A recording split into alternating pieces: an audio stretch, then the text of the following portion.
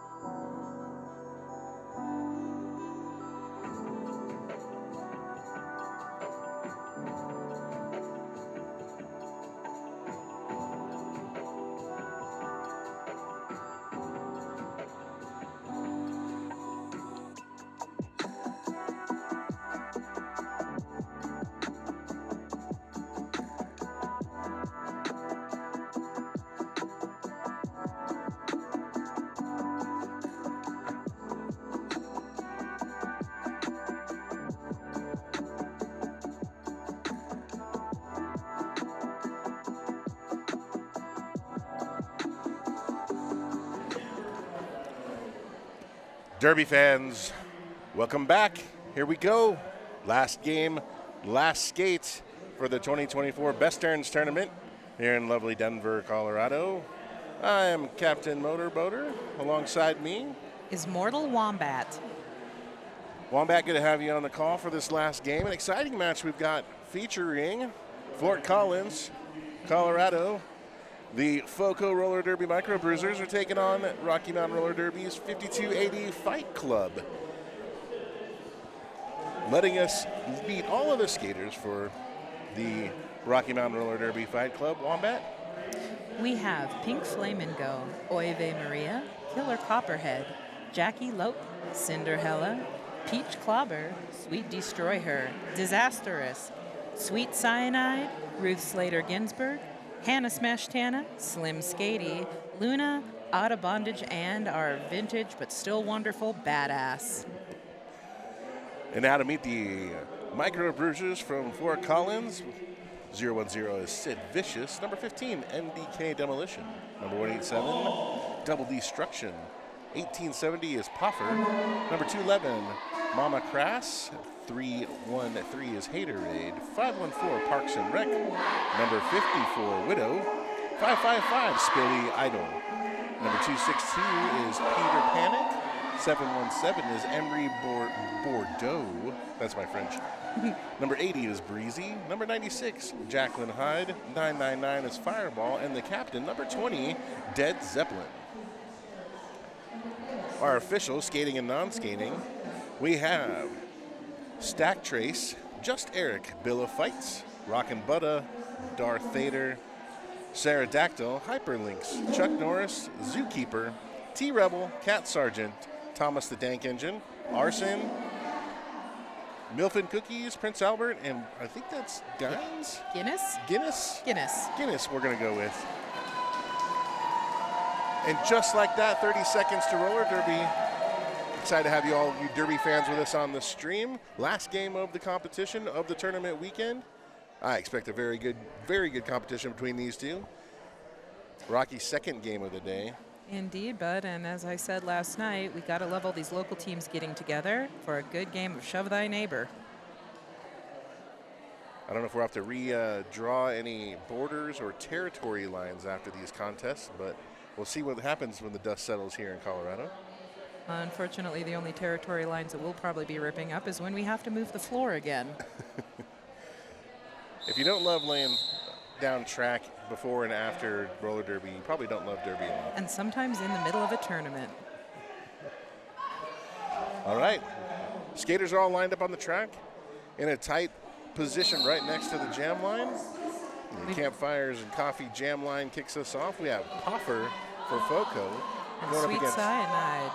Sweet Cyanide in white, wearing the number 4. This is my third time calling Rocky mountain roller derby. Excited to get some familiarity with these skaters and see what they're all about.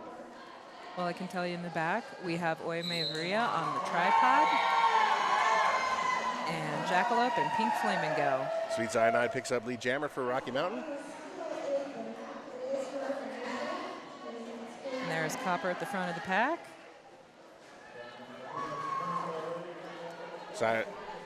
Sweet Cyanide swing to the outside there, avoiding a block back on the inside up. But now we have the dreaded track cut call against a jammer. The Microbruisers now with a power jam. Still haven't got that initial pass yet, so Poffer did hand the starred helmet cover off to Fireball. Fireball now the jammer on record for FOCO. The Microbruisers still needing to get that initial pass to put points on the board. Losing a lot of time on this power jam. And we got Pink Flamingo putting all those long limbs into good use. Still holding the FOCO pivot strong. Jammer already standing up in the penalty box, so no harm done on that track cut penalty other than picking up one of the 7 that you can use in this contest. So as a jammer, you don't want to get too close to being eliminated from competition because you can't stay out of the box. We got Side pushing up against Mama Crass there on the inside. Trying to push to the middle of that 4 wall now. Sweet Cyanide in the back of the pack, looking to get a little bit of offensive help. Finally got somebody to help destroy that. There she goes. Unfortunately, that was the whistle, but still got all 4 points on that, so that worked out well. That was some lovely defense by both teams. Always love a full 2-minute jam to start, too. Make sure that everybody's got their legs under them. Doing work everybody can be proud of. And for FOCO, we have Sid Vicious on the line for jammer going up against Peach Clobber. Slight pack advantage for Rocky Mountain. The Microbruisers in the penalty box to start this jam. Sid Vicious doing a lot of lateral work on the back, not finding a hole, but now splitting through the center of the track. There seems to be a little bit of room, but quickly Rocky Mountain able to reorganize at the front. Look at the chest-to-chest push by Sid. Pushes Sid, almost pushed that blocker into an out-of-play block. Able to get the lead jammer position locked up and control the jam. And here comes Clobber around the corner. And they both pick up some points. Both jammers made quick work of that pack as it moves into the start of turn number 3 and comes to a grinding halt.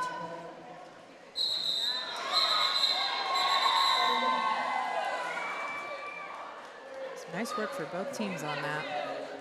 I think you can tell it's the last game of the day. Tell. Rocky Mountain 2 on that one, FOCO 1. So having the advantage there almost backfired as FOCO didn't get that called off quick enough and eliminate the amount of points available for Rocky Mountain. We've got a whistle already. Timeout looks to be official.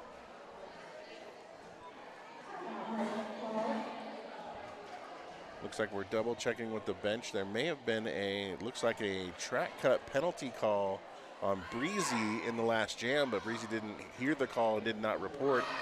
So severe pack disadvantage right now for the Microbruisers as they are down 2 blockers in the Room for Friends penalty box.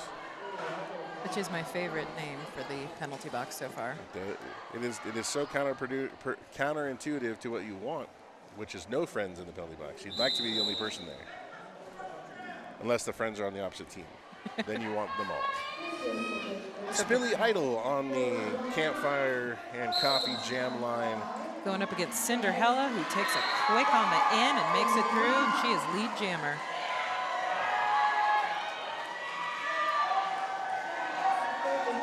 Cinderella joining the jammer rotation. Has room on the inside, makes that move and then gets chased all the way around the apex, but able to get through and collect all 4. Rocky Wall still holding Spilly tight. She's getting some friends from the box. Big hit from Batwad on the FOCO jammer. I don't know if we have a good shot from this camera angle, but the third base being managed by Chykilski is going to be quite a show for the folks watching at home. Indeed it is. The body language, the English, if you will, that she uses in moving players around, the arm movements. While the derby action will be hot, the third base action will be just as entertaining. There's a picture I'll have to show you later, Bud. It looks like she's being raptured in one of the last games. Excellent. I look forward to that. While we are flapping our gums about third base coaches, there's a full box of Rocky Mountain roller derby skaters. The pack is grinded to the halt. And they are going to keep Batwad in the back, trying to keep Pack in the rear while Pink and Sweet Destroyer work on Spilly up front. Spilly able to get through without stepping off the track. That pass counts for 4. Nope, that pass counts as initial, which means that FOCO now is in a position to score points. Jammer standing in the box. Rocky up front, Breezy working some offense on that Rocky wall. Cinderella tries the inside and gets redirected to the officials area. Going to recycle back through the apex of 3 and 4. Here comes Billy for her next pass.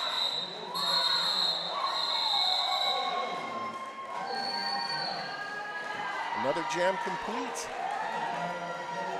Looks like we have 8 for Rocky Mountain, 4 for FOCO. 18-9 inside of 24 minutes. Jam number 4 will start after this timeout by the Microbruisers. All you folks at home haven't heard enough about what we have going on here at the beautiful Rollerdome, but I can tell you one thing. We have amazing sponsors that have done all of the badge work for us for this tournament. If you're not lucky enough to come here and be here in person, I'm sure that you could probably find some on the merch afterwards. But Skate Rats been here all weekend. They finally packed up their booth and are heading out of here. But if you need your skates tuned up, if you need to get new stuff, they've got all the accessories, safety gear, fun, exciting things that you're going to be looking for. So the Skate Rats will be giving away a $100 gift card at the end of this game. So we're excited to see who's going to win that.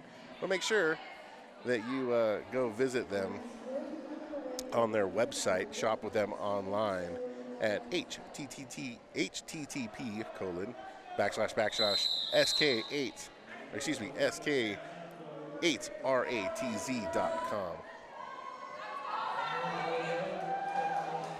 Looks like things are heating back up on the track, Bud. I think we should watch roller derby. I think we should watch roller derby. We've got Emery Bordeaux for the Microbruisers and Hannah Smash Tana, who is usually in the pivot position, taking the star hat for Rocky. Got a multiplayer block called, sending one of the Microbruisers to the penalty box. I'm old, and it was far away, so I didn't see a number. Looks like Haterade was sent to the box, joining another friend in the Room for Friends penalty box. And Hannah Smash Tana has achieved lead jammer status.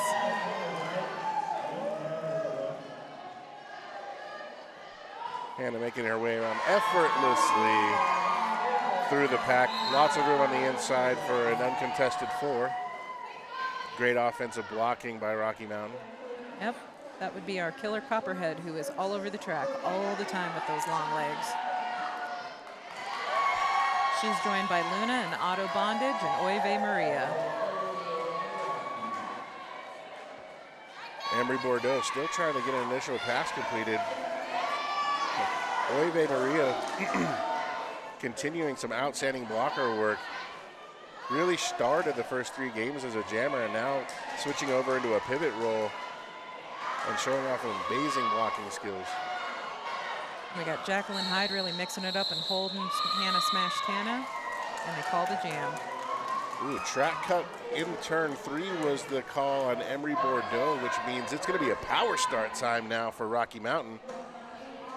Not surprising, number 4 in white on the campfire and coffee jam line. Sweet Cyanide, the most productive jammer of the weekend for Rocky Mountain, stepping out for this power jam.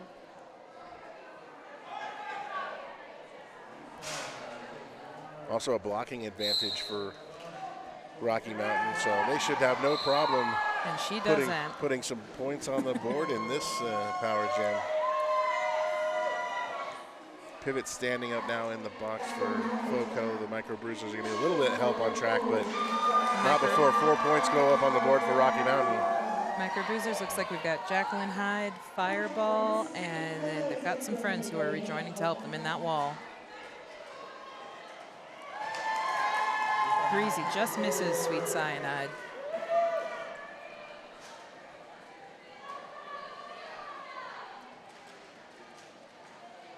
We are back to 5-on-5 action with FOCO still looking for an opportunity to get points, needing an initial pass by Emery Bordeaux.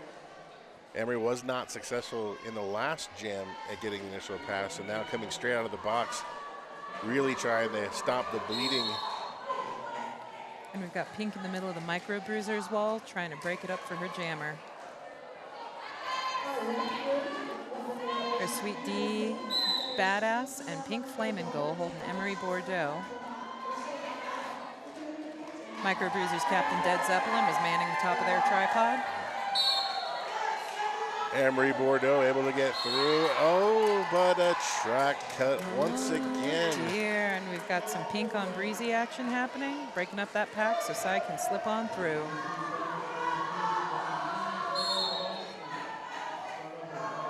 Cyanide working the top end of the pack at turn 1. Decides to call it off and keep the jammer trapped in the box for another power start opportunity. Making sure she's staying away from those edges because FOCO was doing a great job working those last night. Yep. Not the story today. FOCO really struggling with penalties again. A full accompaniment of people in the box. The room for friends penalty box has no room. If you're a FOCO skater, it is full. So we have a power start with 2 blockers on the track for the micro bruisers. Peach Clobber, jammer on record for Rocky Mountain. Looking for a quick initial pass. Tries to go to the outside. It's not the only place that there wasn't room. And Popper trying to run Clobber back, quickly rebuffed by Oive Maria.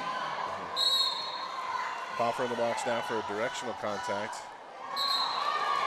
Breezy's going to the box as well. Going to have to check it and go into queue. But again, the penalties just racking up for FOCO while Rocky Mountain continues to just make their way around the track, point after point after point. Fireball just making a heroic effort there to help her jammer get out of the middle of that rocky wall. And she is rejoined by Jacqueline Hyde. Big hit by Peach Clobber. Looks like Jackie just absorbs it, no problem. Excellent job there, giving herself room to utilize the inside by pushing both the blockers towards the center of the track.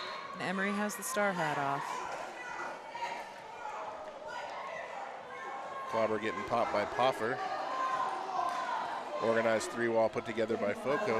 And a big hit by Popper, knocking Clobber to the outside. Breezy's back in the mix, and Clobber hits her broadside and keeps on moving. Nice work getting through that traffic. Oh, and we've had a successful star pass on the micro bruiser side.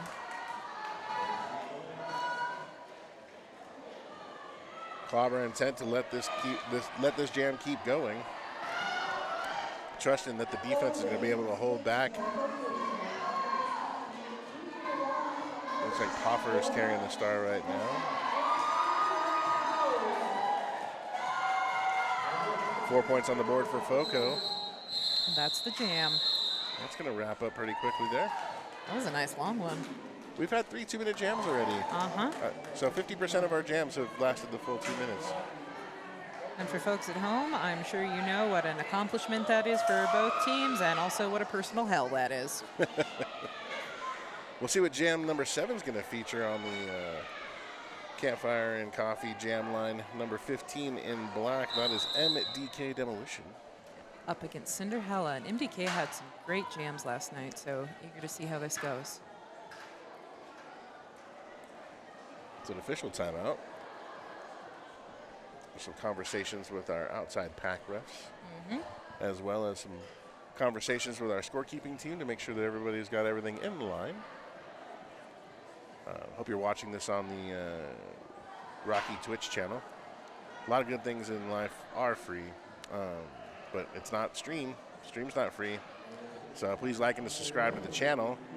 Throw a couple bucks our way and avoid ads at all this weekend or any time in the future when we do some streams. So we want to be able to do this again next year, and we can't do that without your support. So if you have Amazon Prime, you can subscribe for free, quote unquote free, by linking your Twitch account to the Amazon settings. Can't come to the Dome in person to witness? Get on that Twitch stream. Excellent 360 spin to the outside, but Oh dear, an NDK goes to the box. unfortunately the toes had gone astray. Cinderella picking up lead jammer for Rocky. Cinderella already around the track to engage in a completely stopped pack. Bodies are flying all over the place. So Some big ejected shove all by the way to the Pink on the inside. Cinderella avoids all of the calamity and is able to put 4 points on the board. We've got Zed Zeppelin at the top of that tripod.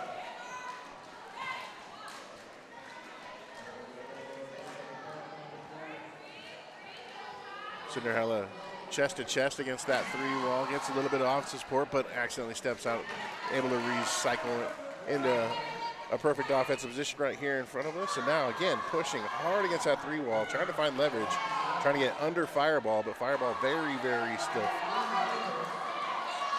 Here comes some offensive help. Cinderella looking for some more. Big hit to the out. And there goes the Micro Bruiser Jammer. Recycled all the way to the back of the pack. Track cut call against Cinderella. Power jam now and a star pass. Fireball with the starred helmet cover for FOCO. We've got both teams trying to get organized. About 15 seconds left in the jam. That's enough time to get 4. Will they be successful? We have Disastrous, Sweet Destroy Her, and Pink Flamingo on the Rocky line. Faked the sweep outside and then went directly to the center of the pack. Able to get through right at the whistle. Collecting all 4 points for the Micro Bruisers at the end of the jam. Much needed. 69-17 at the 15-minute marker period number 1. Jam number 8 on tap. We've got a pretty good crowd here in the Rollerdome this afternoon for the last game of Besterns.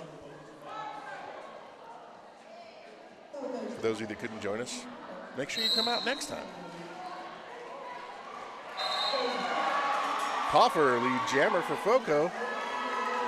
Cinderella out of the box from the power start, looking for the initial pass, but here comes Poffer for a scoring opportunity. And here comes Badass out of the box, off to give Cinder some much needed offense, and she sneaks through to the inside.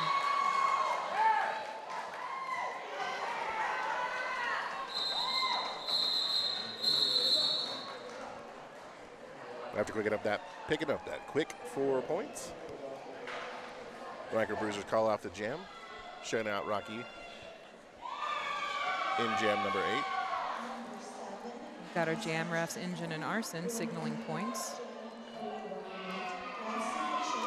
You gotta love the hard work of our zebras out there in the middle too. Can't do any of this without the amazing volunteers that we have all over the building, from skating officials, non-skating officials, the team that is managing the facility, bartenders, food trucks, people to talk on microphones, everybody.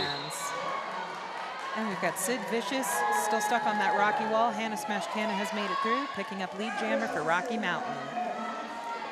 Again, with the penalty situation for FOCO, there hasn't been a jam where they weren't filling up the Room for Friends penalty box, and that continues to be the case. And they continue to run short-handed, which is just resulting in point after point for the 5280 Fight Club. Jacqueline Hyde finally bumping her jammer free against Pink Flamingo at the end, but the jam is called off.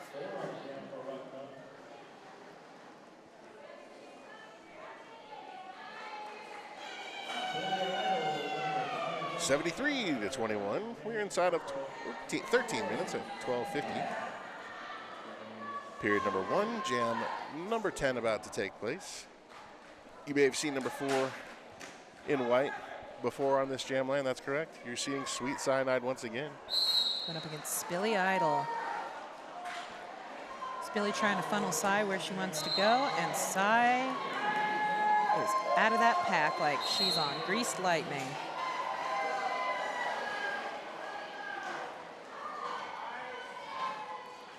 Look at the toe stop work on the inside to keep the balance, walk right through 4 points. And I am once again very distracted by our coach in the corner. Spilly now trying to work to the outside to slip past that block by Oye. And now, after that initial pass was completed, a quick call off for Rocky Mountain. Throwing up a 0 on the board for FOCO. 8 points recorded by Rocky. 60-point lead right now. Jacqueline Hyde, Fireball, and who else do we have? Dead Zeppelin for the Microbruisers, one friend in the box. Rocky Mountain has Peach Clobber on the jam line once again. Squaring off against MDK. MDK stuck behind Pink, Jackie, and Sweet D. Really working those laterals. Battie's up front trying to get her friend free. MDK working laterally and realizing that that's not creating any sort of space, and it probably won't unless she's able to get some offensive help, which she finally does, and Breezy coming in and helping to pick up some block on the outside. That springs MDK. Clobber now in a battle of her own and having to try to figure out where MDK is on the track to consider a call off. Does. May have been a little bit late. 3 points on the jam for Rocky Mountain, 2 points awarded for FOCO. Breezy just up at the front at that last one, doing some beautiful lateral work. Yeah, the time it takes to identify where the other jammer is on the track, gather yourself to call off the jam, and then how long it takes to blow those 4 whistles before the end of it. It's amazing how much can happen in that quick amount of time. We got Popper going up against Cinder for Rocky Mountain. She's got held in that suckback with Killer Copperhead, Oive Maria, and Auto Bondage. Ooh, but nice work on the inside, and there goes Popper picking up lead jammer. Cinder's still stuck in the back, but there goes Breezy to the Room for Friends penalty box. Cinderella makes it through to get the scoring opportunity in play now for Rocky Mountain. And a quick heads up, Popper taps the hips and calls the jam.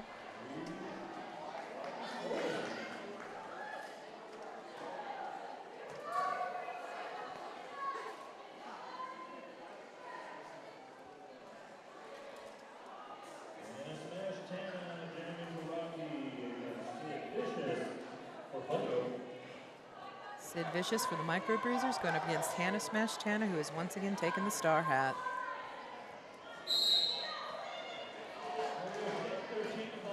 Sid smacks right into that Rocky line. She's going up against Jackie, Pink Flamingo, and Slim Skady. We've seen that trio before, and just like the last time, you're not going to penetrate that 3-wall without help. Yeah. And then as soon as some offensive blocking came in, then there was an opportunity to get out. But until that help comes, you're pretty much in purgatory. Which Jacqueline Hyde did a great job of getting her jammer out, but it looks like she too is going back to the Room for Friends. Yeah.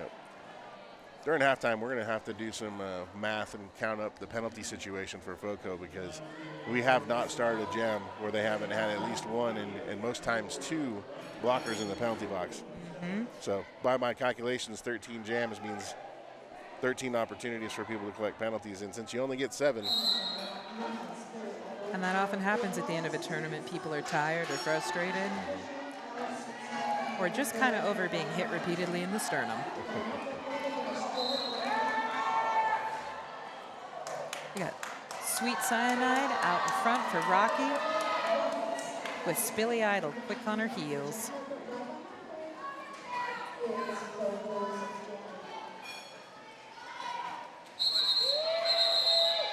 Cyanide knocked to the outside, which seemed like a perfect time to call off the jam.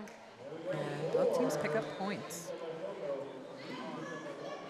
31-91, still a 60-point difference as we are inside of 8 minutes now. Period number 1. On the jam line for FOCO, once again, MDK. Number 22 in white still remains Clobber. MDK's got some help with Mama Crass. And Fireball up on the line for her. Here comes Jacqueline Hyde. She's going to put some O on the line. But a track cut already called. So MDK going to the box. Power jam time now for Rocky Mountain. Nice work on the microbruisers, knocking Peach Clobber to the outside and giving her a run back. Which feels so good when you do it and so terrible when you're at the receiving end. At least it's at the apex, or at least during the turns there, and it's not going all the way back down the back or front stretch. Peach Clobber really fighting to get through that microbruisers wall. And with the jammer standing in the box, MDK coming back on the track. Rocky Mountain already ready to receive her coming out. In the meantime, Clobber was able to get through on that initial pass, and now it's point scoring time for Rocky Mountain. Some nice defensive work on the microbruisers wall. Jacqueline Hyde holding up the top of that tripod. Peach Clobber just leaning into it.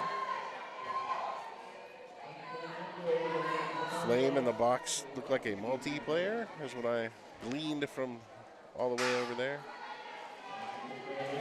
Big hit by Badass, held by Slim Skady at the front. Nice chest-to-chest block. Skady really giving it all that Very work. close out of play, and then once we hit that hash mark and it was easily identifiable, let her go. That'll conclude jam number 15 with a full point scored by Rocky. 0 for FOCO.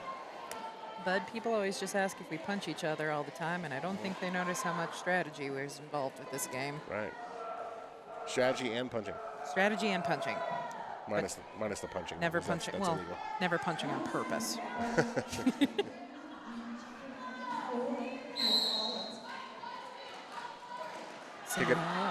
Kicking off jam number 16. Popper already in control, picks up lead jammer. Peach Clobber in the back, but that is not Peach Clobber. That is Cinder Helen. She's got the star hat off. Peach Clobber is 22. We already talked about that in the last jam. Nice run back by Widow. While all the dancing is happening on the front stretch, Popper continues to go through and put points on the board for FOCO. Star pass completed now. Pink Flamingo is your jammer for Rocky Mountain. Popper knocked to the outside by Killer Copperhead. Pink does what she does and tries to fly. Yeah. Popper vigorously on the outside trying to get that jam called off before Flame got airborne. Still able to keep the 0 on the board, which was their intention, but it's hard when you're outside and your jam ref is on the inside. You got bodies between you. You're going to tap the hips. It's not always going to be seen right away, so you got to be very demonstrative. Popper was there and got it called off just in time. Yes, no demure tapping. very demure. Give the refs all the help they can get. Lots of gusto by Sid Vicious there, trying to get through that rocky wall. Beautiful footwork she's demonstrating. Hannah Smash Tana is doing what she does and just trying to blaze through. Flame back to the box for another penalty. It looked like that one was also a multiplayer, so the disadvantage to having long arms is they get seen as impeding people illegally when they always aren't. That was a problem for her in the last game. That's allowed Sid Vicious to be on the power jam for FOCO. The entire Room for Friends penalty box being held down by Rocky Mountain at the point. And the results are imminent as another 4 points is on the board for FOCO. We got Sweet Destroy and Disastrous trying to hold it down while their friends come out of the box. Disastrous with a big hit, and I hope not a noggin knock against the jammer. Here comes the rest of that rocky wall. Successful start pass by Pink Flamingo.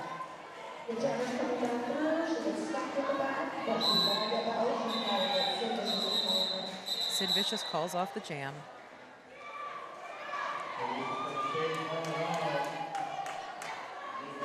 Inside of 3 minutes now.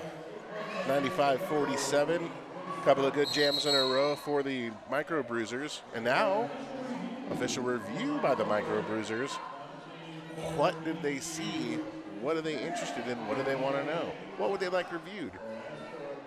So many things could have happened during that process. We'll see what the mystery is. While we're waiting for that, of course, we'll talk about the most important thing, which is contributing all of your monies to all the things we do. And in this case, we want to talk about merchandise. So don't forget to go check out the merchandise that we have available for Besterns. You can find that at the Rocky Mountain Roller Derby website. Just head on over there. There's a button that talks about merch and what you can buy and what you need to get from us. The logo this year was created by our magnificent Harper Bazaar, who is out on injured reserve currently, prior to a RollerCon incident. But she is now out of her walking boot, but she designed our Besterns logo for us this year. We can't talk about what happened there because it was in Vegas and it has to stay there, Oh, unfortunately. this is true. So, but we can talk about this. It is an amazing logo for this tournament and makes one of the cooler patches that you're going to put on your patch collection. So The scorpion's nice, isn't it? I think it's great. We've got a lot of those strewn about the place, especially back in the ref room. Oh, Little plastic scorpions. well, all right. Let's see if we can get an update from the officials about the review. Right now, many of the officials are making their way to the scorers table just to make sure that the work that they've been doing during the game is lining up and save them some time during intermission. These types of games are very interesting to me in the fact that they are the last game. This is not a bracketed tournament in the sense that there are eliminations. Everybody's going to play their games and the results are what they are. And when you're playing your fourth game, when it's the fourth game, and for some teams the second game of the day is the fourth game, you have to wonder how have they been doing from conditioning. How we're sort of past the season, if you will. There's people maybe starting to get into off-season mode, but you got these last few games left. Going into this game, you had to suspect that was going to come into play, how tired you were, how sore you were, how much you've been through in this tournament. And then none of that goes out the window because penalties come into play. And FOCO's really spent a lot of this game at a disadvantage from people on the track, not people being tired or not people being hurt or sore, but really it's just been about being absent. And so, You know, the nice thing about a tournament like this is, though, Bud, is we get to do rematches all the time because we're so close to our neighbors. So who knows what the next one will be? vengeance could be It could be the it could be micro- as short as the next half. It could indeed. We've still got 3 minutes left in this, and this game is far from over. Because the one thing we know about roller derby is the score that you see in the first half can become just like the opposite of the second half. Yes, indeed it can.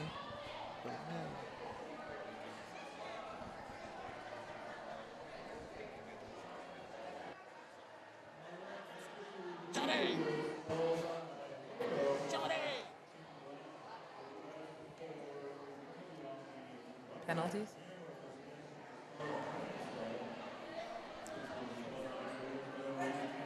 Oh, looks like we are experiencing a little Difficulties? scoreboard technical difficulty. We lost Oh.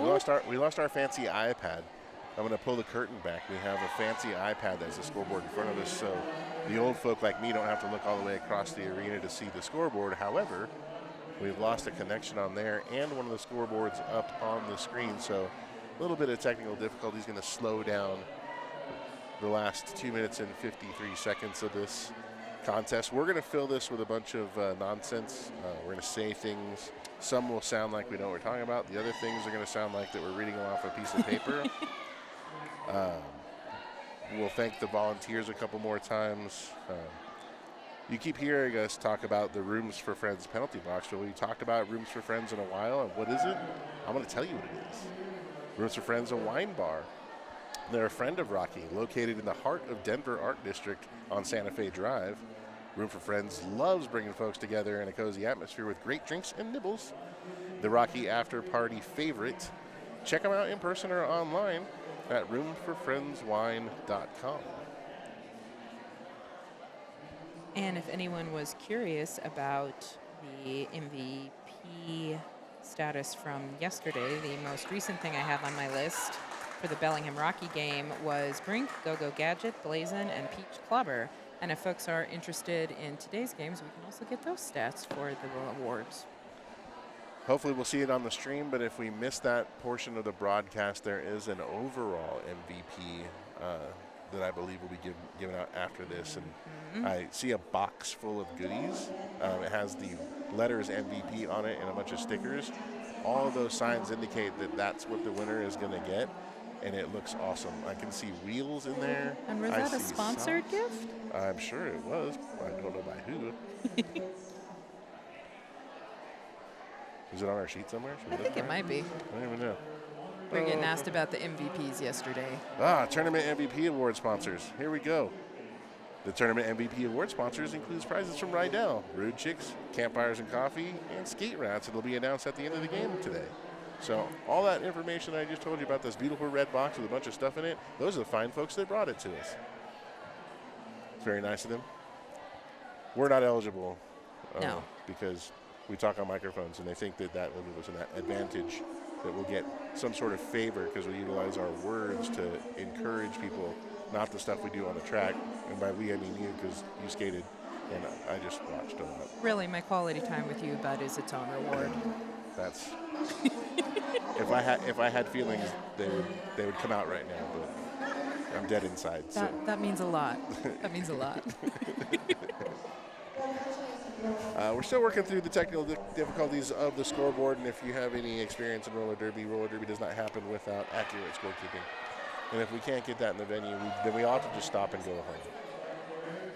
I'm just kidding, not really. We will need to get it back in working order, though, because the most important thing is the time. We can keep score manually, but keeping the time will be a challenge. We have a gift from someone. What did we get? Is it a box? Is it red? Is it full of stuff? It feels like it's full of stuff. It's kind of heavy, but I think it's the roller derby score sheet. Wow, I really butchered that. Roller derby score sheet. Thank you for clarifying. For this game. Things that we know. We know that Rocky Mountain Roller Derby, of the 17 jams that we have had so far in this contest, have had lead jammer in all but 4 of them. That is definitely going to make it challenging to win a roller derby game when you have not had the ability to take control of the jams, and that has been a big problem for Fort Collins. Not for lack of trying, though. They're really working those laterals and putting the big push in. Well, we can go back to it. I've already belabored it a little bit, but the penalty situation is really what's helping Rocky Mountain take that advantage and get these lead jams over and over again, because most of the time, the Rocky Mountain has a pack advantage and sometimes a major pack advantage, which is almost always going to lead to a better opportunity to get that lead jammer situation in control. And then once you have control of that, you're dictating the game. So there's a lot of things to work on for both of these teams going into the second half.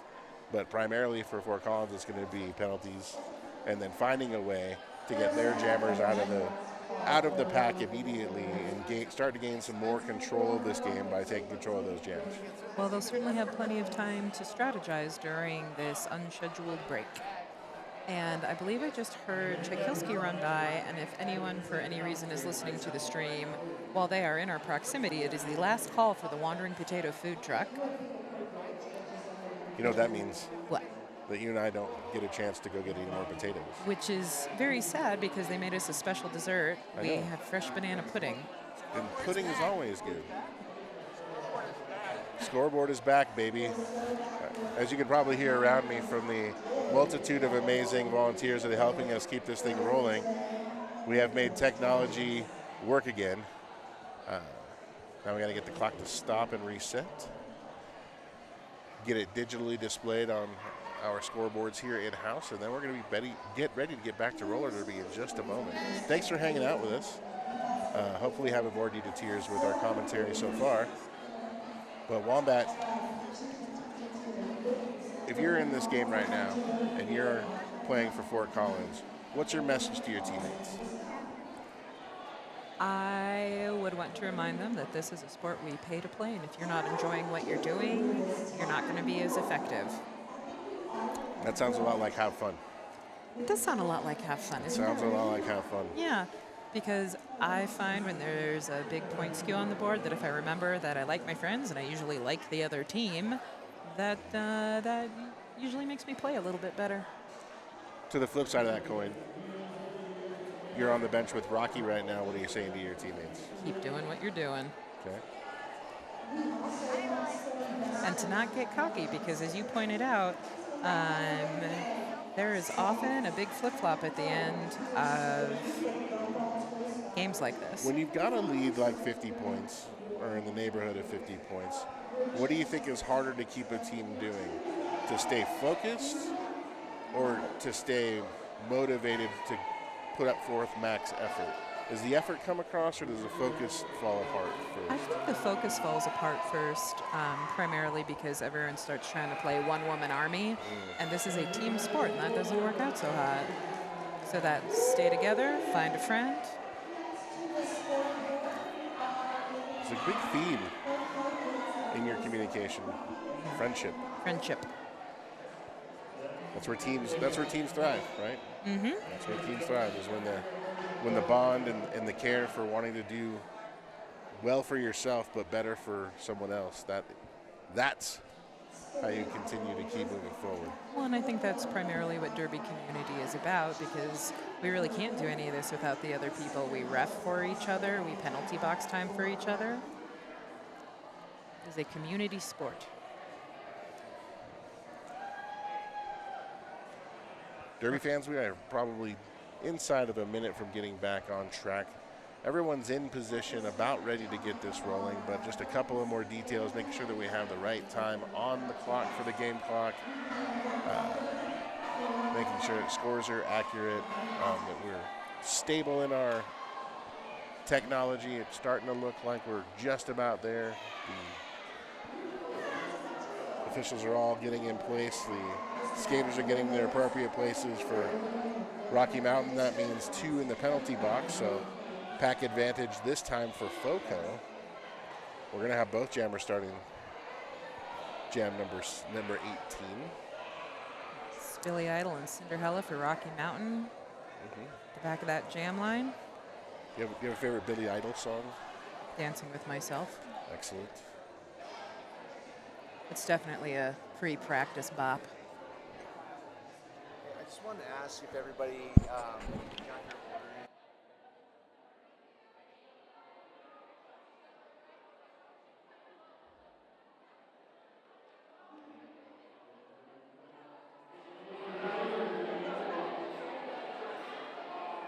in. And I'll come get it at half. Sorry, we had a special guest, Interloper. a special guest interloper trying to hawk us potatoes. Which, if I was going to be hawked anything, I don't object to that one particularly.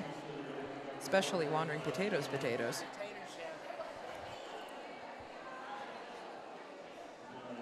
got Pepper behind us cracking up. We are, I promise you, mere seconds away from getting this ball rolling.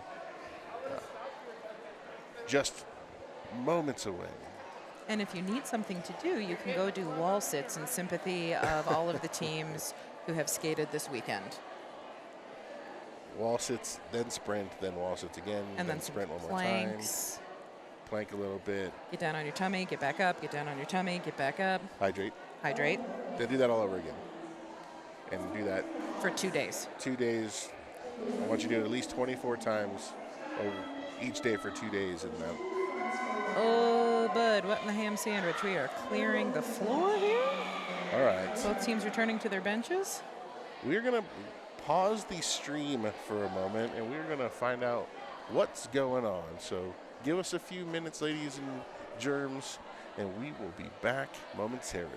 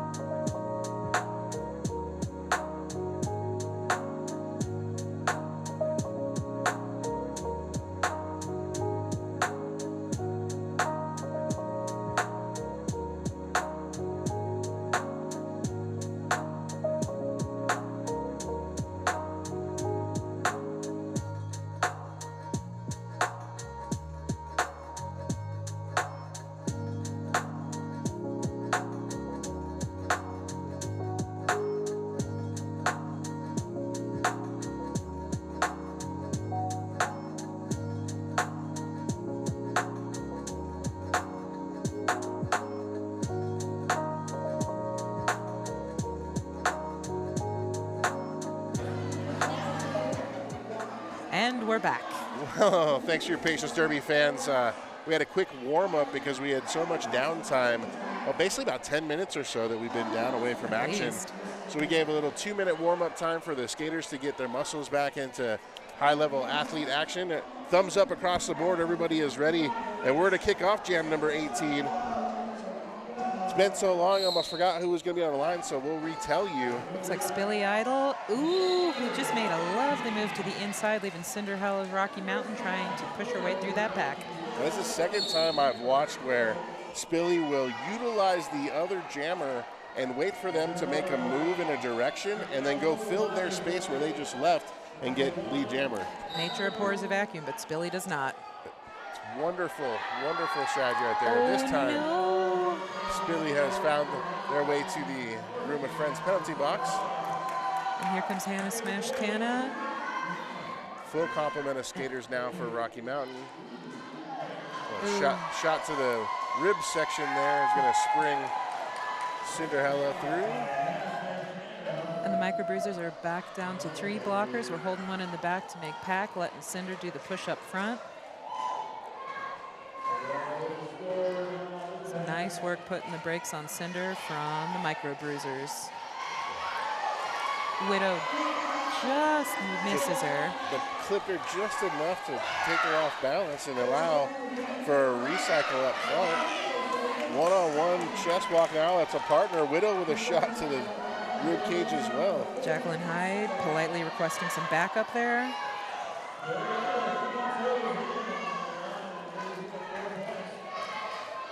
Hannah coming to play some offense for her jammer.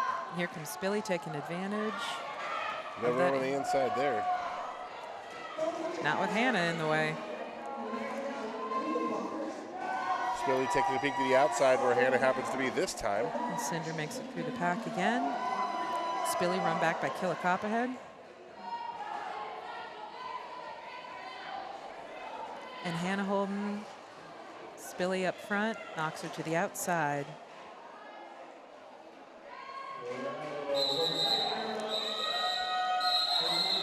Some big smiles from Spilly as she returns to her bench.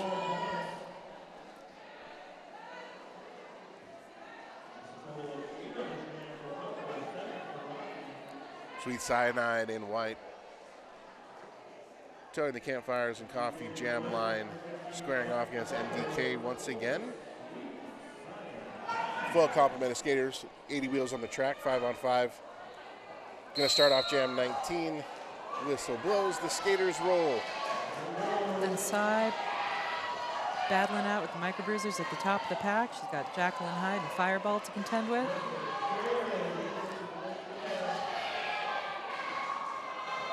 Peter Panic.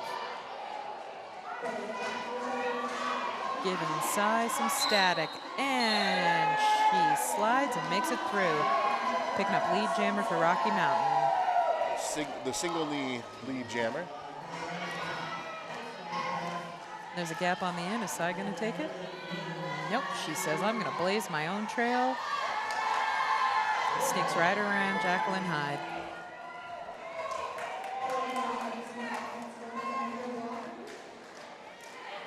Pink coming with a big hit to the end.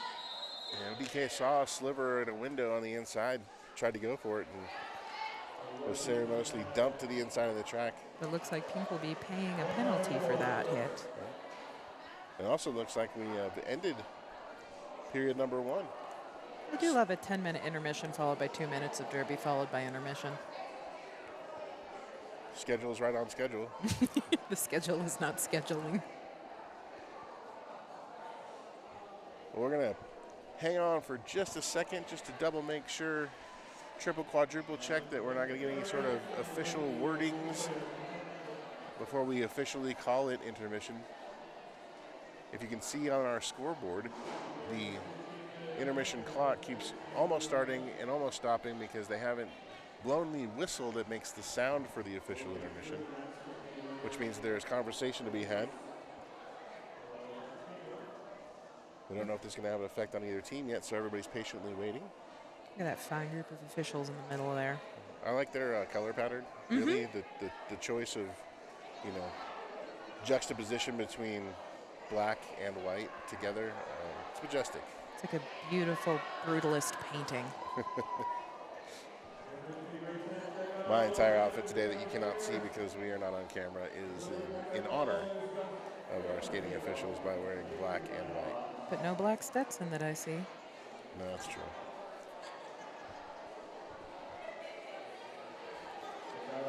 We were thinking about making the 10-gallon hat mandatory next year for Besterns. Oh, yeah? Mm-hmm. Skaters, too. Well, I was incarcerated, just kidding, lived in Texas. Delighted to see where this is going. I lived in Texas for 15 years before I made my way over here to the Denver area. And I escaped there without owning any sort of cowboy hat. I do have boots. I do. I do have a standard belt that does not have any sort of buckle that looks like an award. I do have a denim pearl snap shirt. So when I like to throw together the Canadian tuxedo look, I can pull that off pretty nicely. How about a festive vest to go over your pearl snap shirt? Ooh, I like it. You could do that. I like yeah. festive vests. I'm a vest guy. Have you seen our Volunteer Furious George's fringe jacket go by? No, but I'll spend the rest of intermission and see if I can find that. All right, Derbyland, we will be back in just a few minutes. Go ahead and get yourself something to drink, something to nibble on, and then get yourself comfortable for a very exciting second period, which will be coming up shortly. See you then.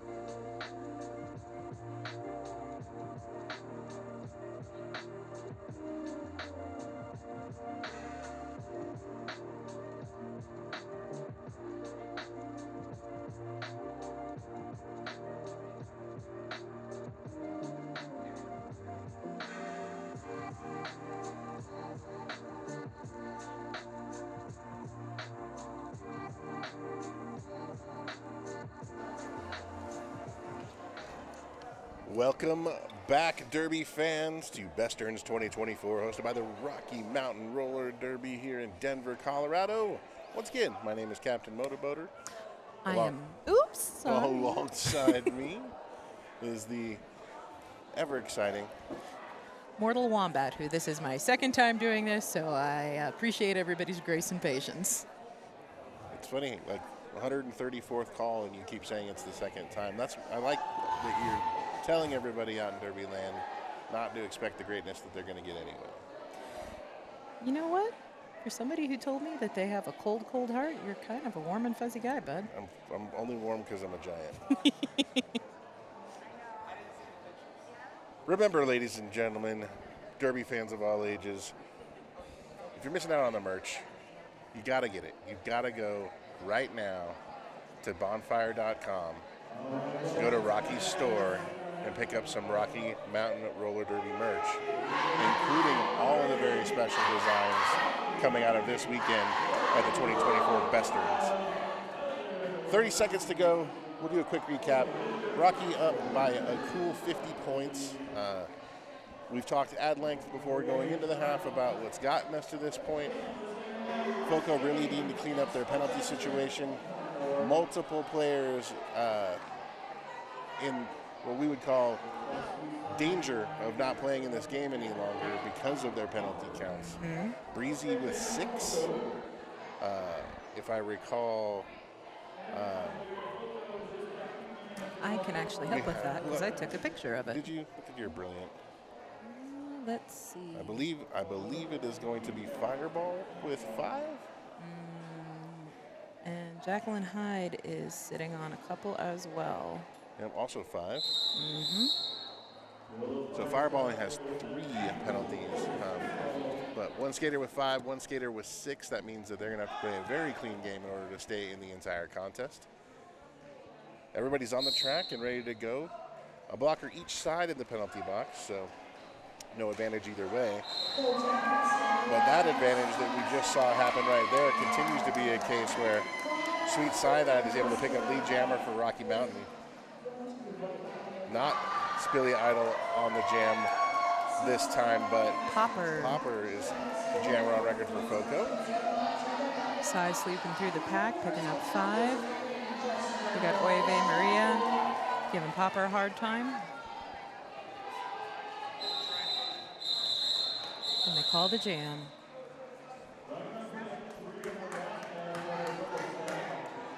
Seven points on that jam for Rocky Mountain. FOCO with 4. Room for Friends penalty box completely empty. That means we're going to have 80 wheels on the track, 5-on-5 action on the Campfires and Friends jam line number 22. We've seen this player multiple times for Rocky Mountain. Peach Clobber getting in the mood by doing some punch dancing. Sid Vicious on the jam line for FOCO. Ooh. Sid Vicious, lead jammer. Collisions galore in the back of the pack. Clobber trying to find some space, but really having a tough go of things. Big hit from Jacqueline Hyde, but she oversteps the mark a little bit. Clobber coming back out of the pack, putting the star hat back on. Ave Maria slowing down Sid Vicious a little bit, but not enough to stop from getting those 4 points before calling off the jam. Boy, who has been primarily one of Rocky's jammers this weekend, is now pivoting. Great to have that kind of flexibility to take an important position like jammer and move that person into a pivot blocking position and still have great success scoring. Mm-hmm. And we got Cinderella for Rocky and Spilly Idol for the Micro Bruisers up on the line.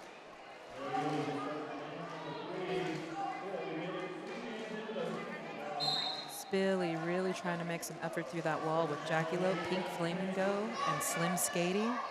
Looks like Cinder will be heading to the box. Missed the hand signal, so I don't know what for. All the team knows is that they are down a jammer for 30 seconds, and that's an opportunity for FOCO to establish lead jammer and control this jam.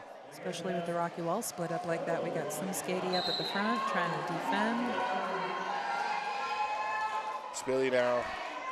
Initial pass completed. It's time to put points on the board. Approaching the pack. See what kind of offense they run. It'll be a delayed offensive position. Looking for a sweep. But had to drag the rest of the pack in order to be ready to engage the jammer coming out of the pack. Now that Cinderella is back on the track, we are 5-on-5. We got Slim Skady doing some hard work there on the outside. And we have a prime view for what is happening in both of these walls right now. D heading up the top of that tripod for Rocky, while Panic is holding strong in the back for the Micro Bruisers. Looks like Pink's trying to sweep and get Cinder some movement in the pack. Fireball and Spill working a two-person game to free Spilly out for another 4 points. Some nice recycling on the Micro Bruisers' part. It's really giving Cinder some fits. Spilly now engaged in a 4-wall in the back with no help. That Rocky Wall's got all 4 of the blockers back there.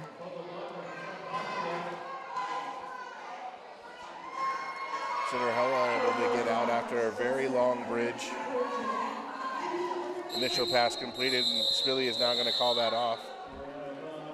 Pretty strategic there. Spilly didn't want to put a lot of effort into trying to get past that wall, and once Rocky was able to get that initial pass done, they knew they were called off anyway, so it's kind of almost like taking a little breather, a little timeout, if you will. And when you can find those little gaps for breath, they're very important in this sport. Emery Bordeaux on the jam line for FOCO. Number 7 in white, Hannah smashed Hannah. Like Emery hasn't been up for a minute. Putting up a good fight with that Rocky Wall. Hannah getting run back by Breezy. Yeah, Emery picked up 3 penalties and 2 jams as the jammer. I think that adding that to the rest of the challenges that were happening, I think they need a little more stabilization there before cooling our Emery got heels back a bit. in. Yep. Hannah smashed Hannah picks up lead jammer for Rocky Mountain. 2 blockers again in the box for FOCO, continuing to add to their penalty total. Hannah smashed Hannah 360 choke slam on the outside. It is one of her signature moves.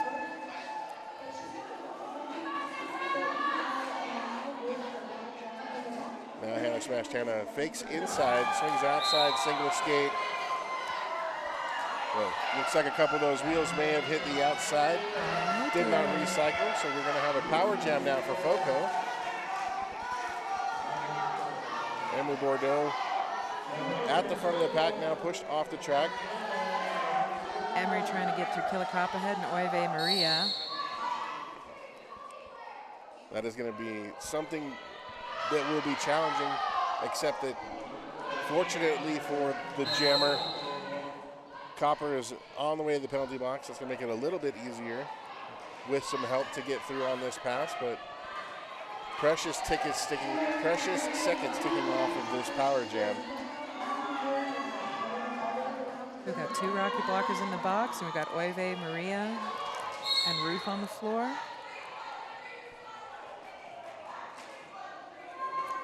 Some nice work by Oive Maria, bringing Emery back to the back of the pack. 2 blockers aside in the box. Oh, no. Tempers do get high in the middle of this sport. It is a contact sport. People hit each other, and you know what? Not everyone likes to be hit all the time, turns out. Especially when it's in the face. That's a particular not favorite of mine. Swiftly followed by the throat. Yeah. But it does happen in the pack. That seems like a 1-1A type of hatred. It seems like a reasonable request, no? We got whistles going on everywhere. We got people on and off the track. It looks like FOCO was slow to get one of their blockers on track. So literally right now, skating with one blocker down for this. Two in the box. No, they had one extra. Yep, and 2 microbruisers in the box. We've got a full complement of Rocky on the back. Jam got a little flustered. I got all over the place. So they had an extra blocker out there on the track at the start, and that blocker was excused from the track. Could have been a penalty situation, so I was going to see that didn't happen. MDK Demolition trying to take advantage of that confusion and push through that pack.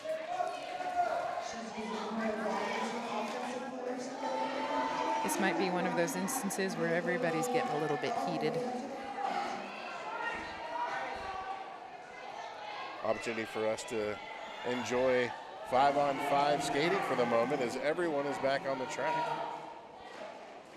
Including Sweet Cyanide, who just barreled her way through that wall. Would not be denied those 4 points and still looking for more. MBK in control of this and doesn't look to be in any interest of stopping play. So it looks like we're just going to skate around and score until the jam clock turns off unless they change their strategy after this scoring run. MBK, though, has now hit a very stiff rebound. Looks like our walls have gotten a bit more under control here, seeing a lot of that nice defensive pack work that we've come to look for in this game. Nice assist by Jackie Lope to get Cy around the corner there. Excellent offensive blocking.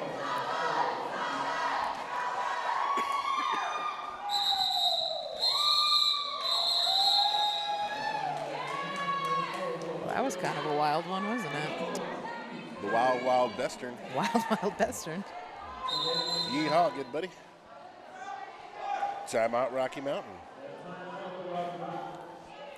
What we got to read? What do you guys want to hear about? Derby fans at home, any of your favorite sponsorship reads that we've done so far? We'll take requests. I'm going to talk about Lamar's Donuts because they're delicious. Since 1933, Lamar's been crafting mouth-watering donuts that have stood the test of time. If you're craving a classic or something new, Lamar's has the perfect treat for you. Thanks for Lamar for helping keep in this tournament extra sweet. Boy, they sure have. Did you see those donut boxes stacked up back there? I might have had one. Might have had 2 days in a row where I got to enjoy my favorite, the frosted blueberry cake donut. Oh, that's why I couldn't find any. Look, one each day. But I'm sure that I wasn't the only one that was after those bad boys. Oh, I was definitely after those bad boys. I'm sorry I'm quick to the draw, but I will tell you how much I enjoyed it after we're done talking roller derby. I even still had coffee that I brought with me, so I got to have the donut coffee combo, which it's so classic and delicious. So perfect. I feel sad for folks that don't like coffee because they never get to know that joy. But Same with those vegan brownies we had back there, which did not taste like vegan brownies. They were also delicious with a cup of coffee. Well, I didn't have a vegan brownie, but the day is still young. 20 minutes of derby left, and I can fill my face full of all the vegan brownies I can find, /scrounge. So we definitely, thanks to all of our fine volunteers and contributors, have a lot of food left in our ref room, which we super appreciate. We got an official timeout. I don't know what it's officially for, but there's a huddle of very smart people on the side of the track that have official titles. And then we have a huddle of skaters having a dance party. I don't know what their official titles are, but they are definitely holding down the job of dance squad quite well. See, and I appreciate moments like this when we do have these pauses because you kind of get to talk to your friends on the other team for a bit. Maybe shake off a little bit of that angst that was building through some pretty physical play over the last 2 jams. Remember that we all like each other and we're all here for the same thing. Except for that Johnny Papadopoulos guy. I don't know about him. All right, we're back to derby action. Here we go. Big hold from both teams. Kind of like watching a glacier break up. Nice run back from Luna Shovegood on the microbruiser jammer. Poffer all the way back. He gets popped by Oive Maria with a low block. So we get the low block track cut call, which I always find that a little bit interesting. Because did the track cut happen because of the penalty on the mud block? I don't know. Let's just get them both. We'll send them in the box. They can talk about it. They are talking about it. You can look over there. They're smiling and laughing.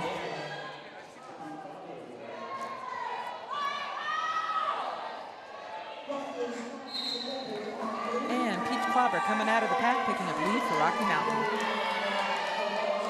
Clobber with some good work coming through 1 and 2, able to squeak right out. Take control of this jam, working that outside position, but no room at the end there. Popper back on the track after the 30 seconds in the box and already able to complete that initial pass. Jacqueline Hyde doing her darndest to stop the Rocky Mountain Jammer, but Peach gets through and calls it.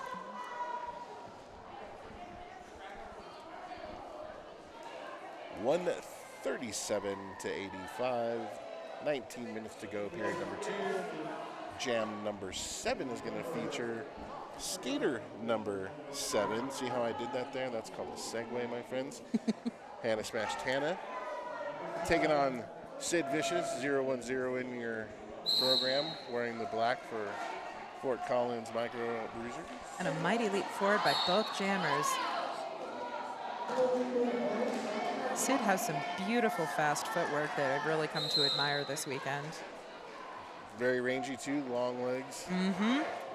Quick feet and long legs is dangerous if you're trying to block. But here we got Hannah coming around, and Sid is still trying to make it out of that Rocky Mountain pack. She's going up against Badass, Slim Skatey, Pink Flamingo, and Disastrous. This might come as a surprise, but Rocky Mountain with a full complement of blockers and Fort Collins with 2. Continues to be where they struggle, sending blockers to the penalty box and allowing plenty of free room for the Rocky Mountain Jammers to have their way. We've got Fireball out there as a blocker, trying to slow Hannah down. Taking on Hannah chest to chest is usually going to end up with you turning the other direction and watching her skate by. Correct. We've got Mama Crass back on the track. Star pass now to Fireball. Fort Collins seen enough from what was going on there, made that star pass, but now the jam is over. We got an official timeout once again.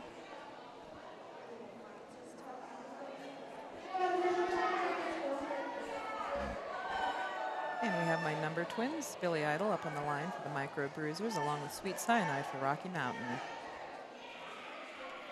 Secretly, do you root for your number twins when they're on the track? Not skating with them before, but if you see your number out there, is that a... We do, although we have occasionally tried to swap penalties with each other when we play against each other. Okay.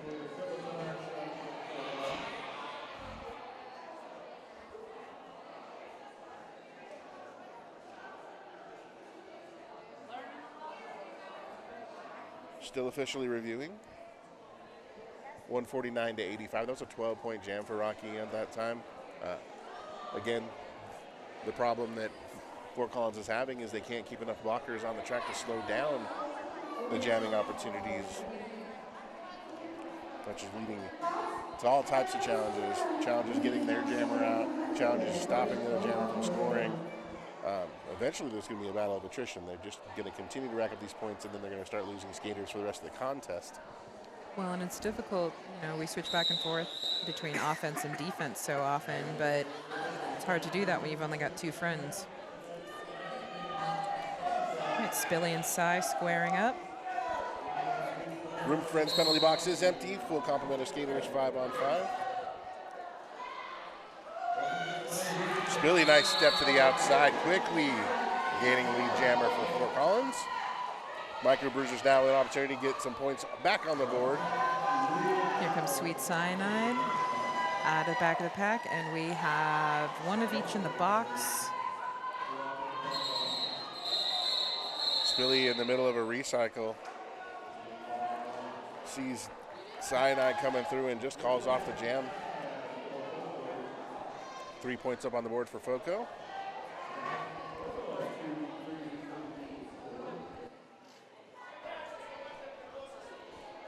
On the floor for the Micro Bruisers, from what I can see, we've got Widow, Fireball. Who's our third? Clobber and Popper are your jammers for this ninth jam of the second period. Popper really sitting into Pink Flamingo's rib cage. Popper trying to sneak to the inside, was able to hold the line and not step out. Nice footwork, especially against Jackie Loeb. The clobber is right behind her. Clobber's got lead.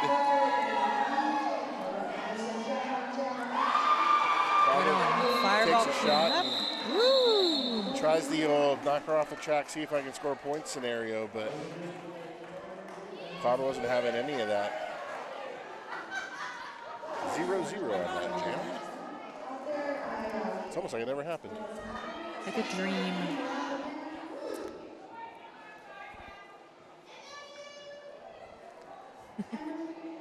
FOCO trying to add another blocker, but unfortunately they've got somebody in the box, so slight pack advantage for Rocky Mountain as we get into jam number 10. Looks like the Microbruisers have Panic, Dead Zeppelin, and Jacqueline Hyde up in their 3-wall, waiting for their friend to stand. Cinderella getting some offense from Ruth Slater Ginsburg.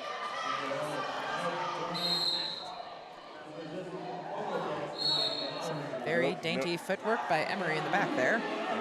Nobody bridging, so we got a pack destruction situation. That cost Rocky Mountain a blocker. And it also cost the Microbruisers a blocker. And there goes Cinderella picking up lead jammer for Rocky Mountain.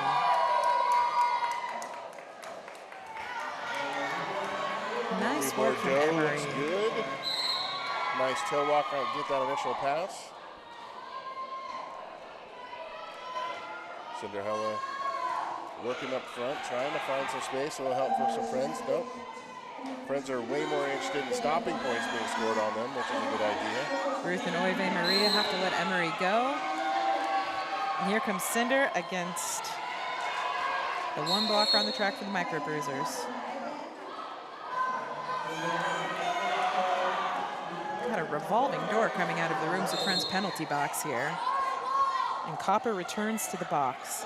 It's almost like this entire pack has been like a tornado, and yes. as they're rotating, you get spun off into the penalty box, you know? Yes. Sorry about that, folks. Track cut is the call against Emery Bordeaux. And Emery knew it when she did it. That's going to spring Cinderella from the penalty box, and Rooms for Friends loses one friend back to the track. About 8 seconds left in the jam. Possibility for one more opportunity to put points on the board. Cinderella attacking up front. Got 2 at least on that. And now I see all 4, so 4 points on that final pass. Haterade, Widow, and Fireball. Up for the Microbruisers, we got one friend in the box.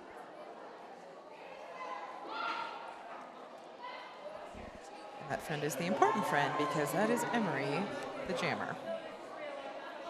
When we talked about that, you know, not seeing Emery on the jam line earlier, the penalty problems that happened earlier in period 1, looks like a redo for period number 2, second penalty for Emery. Well, and that can be so hard. You start getting penalties, then you get frustrated with yourself and pick up more penalties. Hannah Smash Tanner really working the front of that pack, doing her twists and turns against Popper, who's doing a beautiful job at holding her. Popper with the hook and the spin. Popper sending her on her way with good wishes.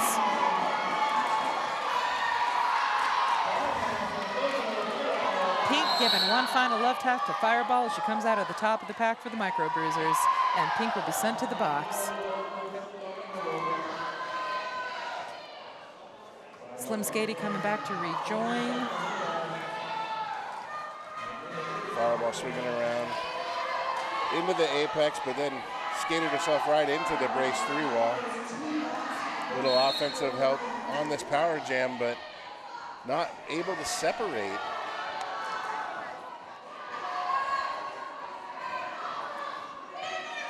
Great job by Rocky Mountain to make that an ineffective power jam for FOCO.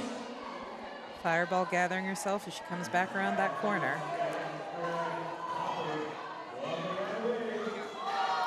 Swing left, shoots right, fireball for 4. And some jammer on jammer love, courtesy of Hannah Smash Tana. Jammers unite. Rocky collecting their wall at the top. Hannah discarding most of that wall, but then pushed off the track. A nice little nudge there by Fireball. And then Fireball comes back to the inside to get 4 points. Fireball's having a great jam here.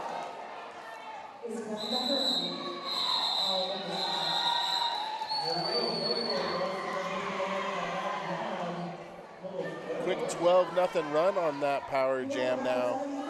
Fort Collins trimming into the lead, 153 to 108. We are inside of 11 minutes to go in period number 2, jam number 12 on tap. MDK on the jam line for, well, was on the jam line. Yep, there she is on the jam line. This is one of those fun things that coaches like to do where they pretend like they're going to take players off the track so that throws us off. But now we've got what is called a team timeout. Our friends from Rocky Mountain have called the timeout. That'll give us an opportunity to tell you more things about awesome stuff like Table Public House. Our Besterns staff is caffeinated by Table Public House, your family-friendly place for community nourishment and grace. Table Public House is offering everyone associated with the Besterns a 15% discount on all drinks. Show your tickets at or new Besterns merch or even a badge. Continue your roller derby weekend all the way through with 15% off at Table Public House.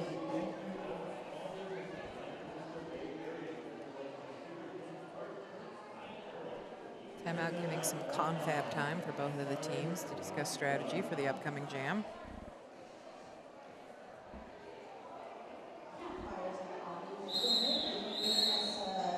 The international whistle sound for return to play has come. Teams are going to get lined back up on the track. We do have an empty penalty box. 5-on-5 action going into jam number 12. Let's see how long we can keep it that way. Whistle blows, the skaters roll. Inside goes MDK, outside.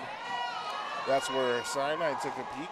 Now Cyanide's utilizing some momentum to go outside and try to go back inside, but it's forced off the track. And Panic is not having it. Both jammers having to do a lot of skating back to get back on the track. Cyanide lead jammer for Rocky Mountain. Jazz handsing her way through that pack. Do they give you extra points for style? They should. I would. The judges would give that a 7.5. Maybe we should make our own ranking system. Let's do it.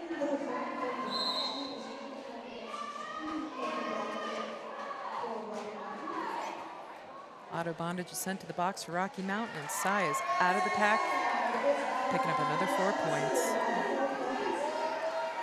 Successful star pass on the microbruiser's part. Oh, no. Unsuccessful star attachment. And Panic is upset. You know, lucky for Fort Collins that they didn't recognize that star did not fix properly. Otherwise, that call-off definitely would not have happened. So no harm, no foul from the FOCO side.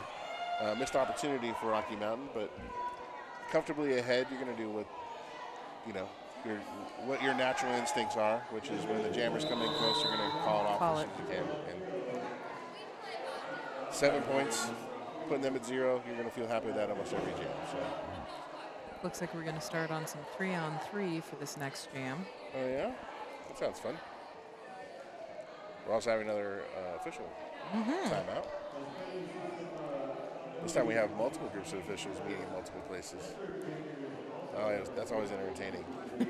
Like, were they just in trouble and they're getting yelled at? Like, not in front of the team, guys. We got to take this over here. Like a good coach. Well, always be nice to our refs. Every time I have to ref for scrimmage, I go, do I know how to play this sport? So, got to be nice to the referees. Well, they've involved the alt ref in this situation, I believe, and if I'm understanding what's happening correctly. So, is this a scenario where you have to do a ref swap potentially? What would be some of the cases for a ref swap? Oh man, it could be anything from injury, obviously would be the first one, or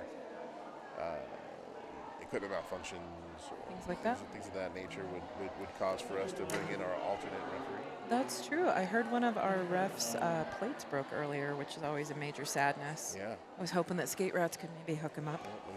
When you just hear the sound of hundreds of dollars. Uh-huh. As it flows out of your pocket. Ready to get back to play here. 9 minutes to go in the contest, 164 to 108. Rocky Mountain over FOCO. Sid Vicious and Clobber queuing up for that initial hit. Clobber doing some stopping while Sid was back, waiting to see where things were going to go. Tried the inside, and that's not going to work. Give it a redo. There's those quick feet again, and a penalty on Rocky Mountain. And Sid is pleased as punch by that. We saw a little pep in the step from Sid once Sid noticed it was power jam time. Denied on that apex jump by Disastrous.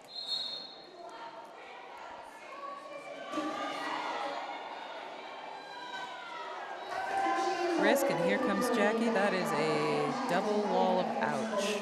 But she makes it through. Nice work by Sid Vicious. Sid's got that jamming style that I really appreciate, where they utilize going to the edges to create room in the middle, not to try to get by on the outside. And it is so much easier to stay on the track when you're not spending that much time against those lines.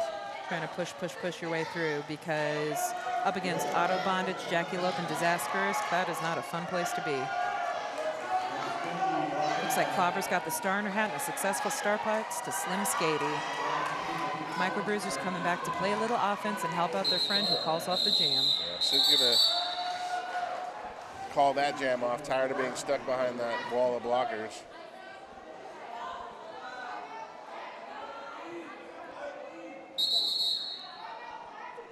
Timeout Black. Fort Collins timeout.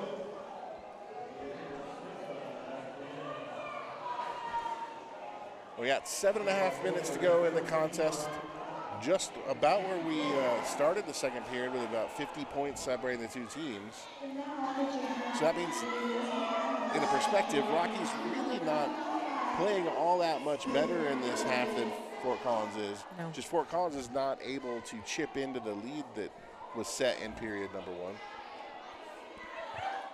The cleanup on penalties really hasn't been addressed. However, Rocky Mountain, the Fight Club is starting to send folks to the box on a more regular basis, which is helping keep FOCO in this game. Which I think speaks to that tiredness that we were discussing earlier in the game. But not enough so much as we're not having another dance party on the jam line. There is an official after party. I know you folks on the stream don't care where it's at, because if you did, you'd be here right now anyway. We know you care about us, you just don't care about after parties. However, I'm excited to see if those same moves translate to the after party. I will discourage anyone from standing on tables and showing off those moves, because that is just poor form. Not demeanor. Also, your legs are a little shaky. You might fall off. Yeah, my legs are shaky all the time, but that's because I'm old. We could still put the lampshade on your head.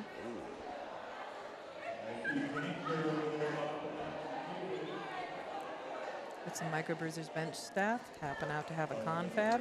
It's interesting, we were in a team timeout that has been switched to an official timeout, but not an official review. What could have brought us there, do you think?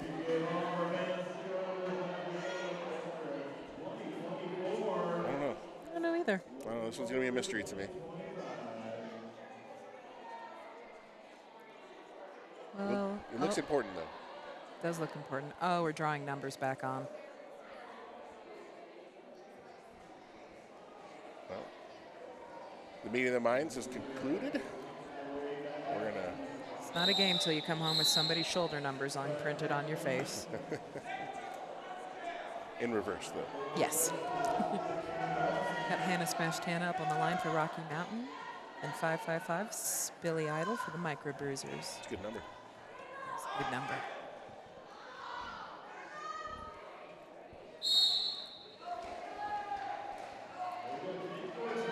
Billy working those lines up against Luna, Ruth Slater Ginsburg, Copper, and Oive Maria.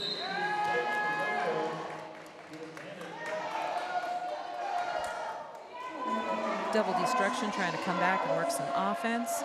Luna's not having it. Runs the Micro Bruisers Jammer all the way back.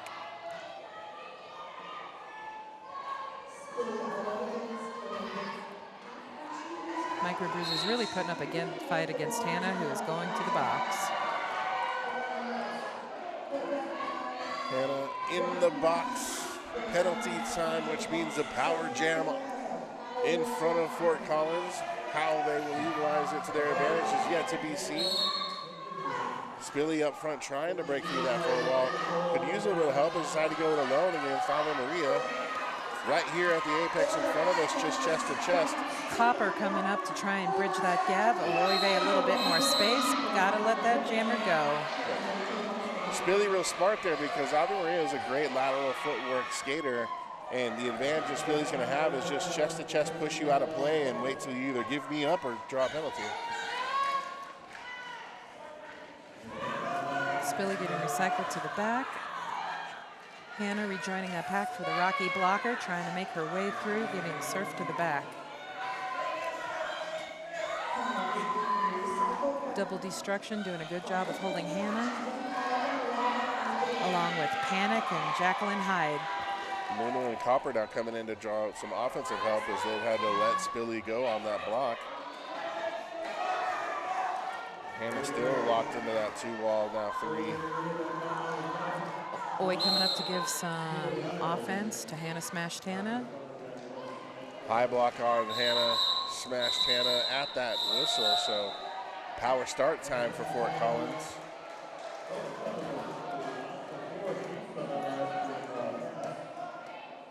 .46-point lead for Rocky Mountain. The Fight Club over the Micro Bruisers with 5 minutes to go into period number 2. Jam 15 is on tap. Popper already on the track, standing right behind Cyanide. 3 FOCO players in the box. No, excuse me, 2. Side picking up lead with no problem with that deficit of Micro Bruisers on the floor. Sorry, 1 blocker in the box. That was confusing. What that probably tells me is that we might have some eliminated skaters. Yep. Side picking up another set of points. And just weaves right through that pack. Fireball trying her best.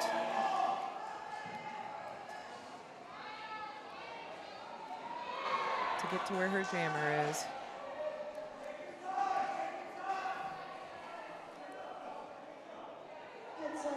Popper just feeling fine about cruising backwards and waiting to let Cyanide back on the track.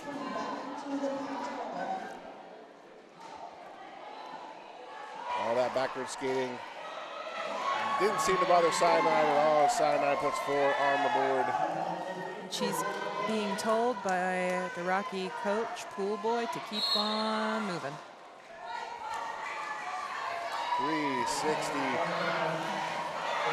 spin there for Fireball, who is now the jammer on record for FOCO. After that star pass was completed.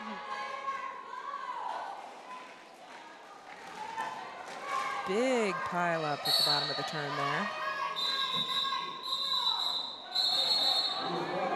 And the Micro Bruisers jammer is headed to the box. Forearm penalty call right at the whistle there for Fireball. Power jam Rocky, but we are 1 blocker down. Fine folks can't see this on the stream shot, but there are currently 4 skaters on the bench right now for FOCO with stars on their helmets, and 3 skaters on the bench who have no helmet covers. If that tells you anything, they're in a serious blocker issue situation for FOCO. Their rotation is going to get much, much slimmer, which means they're probably going to have to include some of the jammers in blocking combinations that they're not used to. Peach Clobber making her way through.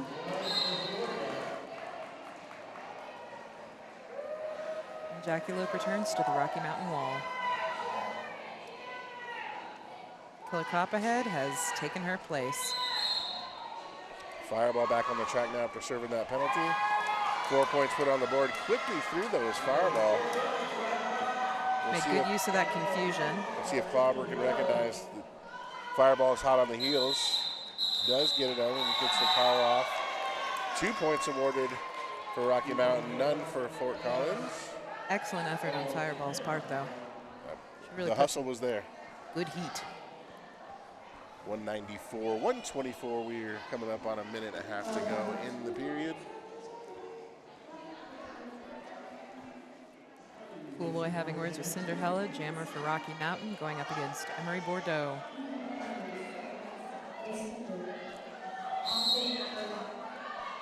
Emery Bordeaux works to the outside. Big hit against Track Slim cut Skate. again for Emery Bordeaux. Track awareness so important. Pink Flamingo and Slim Skady are really trying to make the best of their position to try and help get Cinderella through. 6th penalty for Emery Bordeaux. One more and that disqualification will come into play. Running Cinder back.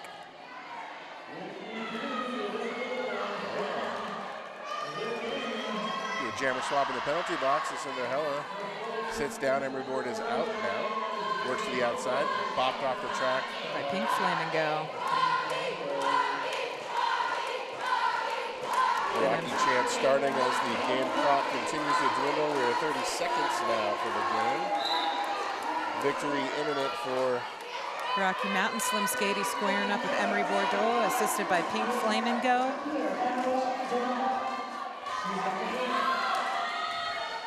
Widow and the rest of the microbruisers trying to hold Cinderella. Sweet D going up to play a little offense, but it's unclear whether Cinder's going to end up needing it or not. Skady reunited with Killer Copperhead, still holding Emery Bordeaux. And Cinder heads to the box with the star. Star pass to Popper. Well, Popper picks up a penalty at the star pass.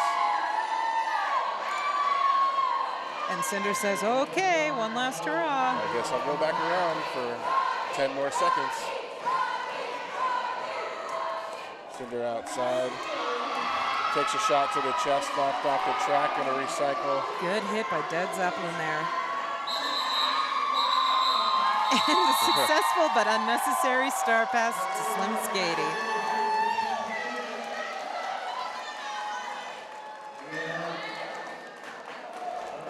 Some really excellent work done by both teams. Really, in that second half of that game, a very tight contest. Obviously, we had a 50-point spread in the first half at 70 now, so FOCO, even in all that penalty trouble, was able to keep real close to Rocky Mountain. But at the end of the day, the 52-80 Fight Club was just too much to overcome. Excellent performance by everyone on that team. The Jammers especially had a great day. Probably the best game of the weekend for Cyanide. That official score gets that very special whistle turned into a final score, 194 to 124.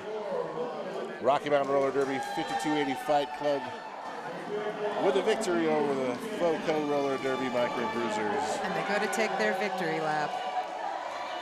Nearly trampling bench coach Harper Bazaar. Great finishing game for a great tournament. Wonderful time had by everybody. We sure hope to see you next year here at Besterns. Make sure you jump on Amazon, find the Twitch, like, support, send some monies so we can do this tournament again next year. Can't do it without your help. Look forward to a 2025 Besterns. So for Captain Motorboater and Mortal Wombat, we bid you adieu, and we'll see you fine folks next year. Thank you very much.